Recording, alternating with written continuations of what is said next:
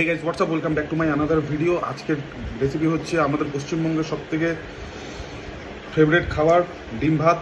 আর শিল্পের মধ্যে তো জানোই চপ শিল্প। যাই হোক, আজকে হচ্ছে ডিম ভাত খাবার, হচ্ছে ভেন্ডি পাতুরি, আর হচ্ছে এদিকে মিষ্টি কুমড়া ভাজা। প্রচণ্ড খিদা পাইছে আজকে, আমার উল্টা উল্টা কোনো কথা বলার মন নাই।